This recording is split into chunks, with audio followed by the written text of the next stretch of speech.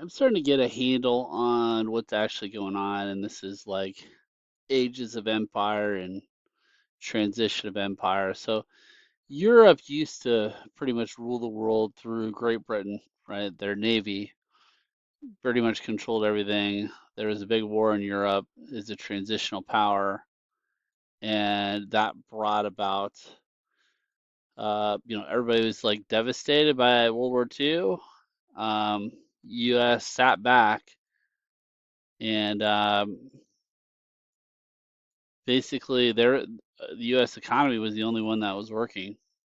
It became the new global reserve currency, right? So pre-World War II, Europe shrunk.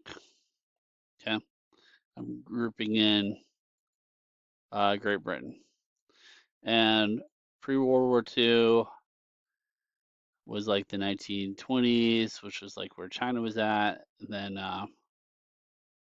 post Great Depression, and then war economy ballooned it, right? So this is about 1950, and then we came back to 2000, and in 2020 you have roughly equivalent economies, right? Because all of our jobs are basically outsourced to China. China used that to build their empire. Now the deal was, the Europeans were dictating terms at this time too, because they ran the banking system. We would be the military, they would be the workforce. They would not develop their military, was the deal. They get control of rare earth as leverage. Chinese decided to do their own thing because they hate the Europeans. Really, the Europeans, collapsed Asia through the Opium Wars. So they, built their military up. And now there's this tension. And really, Europe wants to kind of figure out what it wants to do, wants to maybe ally with India or something. But anyway, so that we have these powers. And, if we were going to, this is the financial industrial complex, military industrial complex, big moves. And it used to be that we ruled everything in 1950. Now we have roughly equivalent. How do we read, divide up the world without causing a world war? Well, what happened? Chinese gave up Panama Canal. Chinese gave up Venezuela. Okay. I know it's brought about as some gave up Mexico too, as some victory for the Trump administration and all this stuff, but these are large scale negotiations that have very little to do with the leaders, I would argue. These are just rational choices that the military industrial complex makes in order to keep its money, and the financial industrial complex does to keep its power as well. Okay. So you have the rise of Asia, the reestablishment of the Middle Kingdom, etc., right? And they have restored trade called the Belt and Road.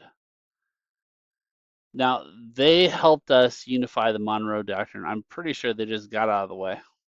And the deal was they're going to get Taiwan, they're going to get the Middle East. And, you look at the oil production, Venezuela oil is about the same as the Middle East. Okay.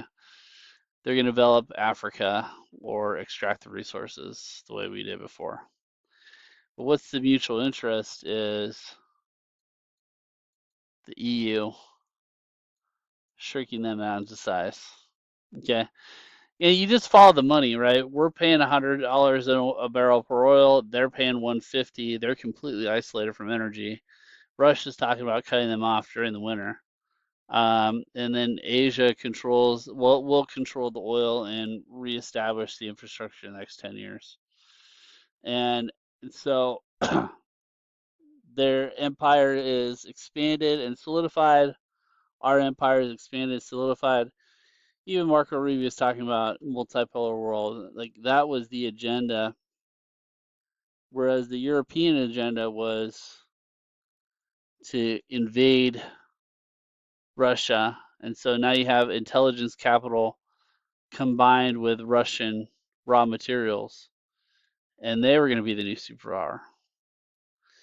And they have a ton of old money, they have a ton of intellect, and they have a bunch of nukes, right? But they lack the workforce. They self-destructed their own workforce.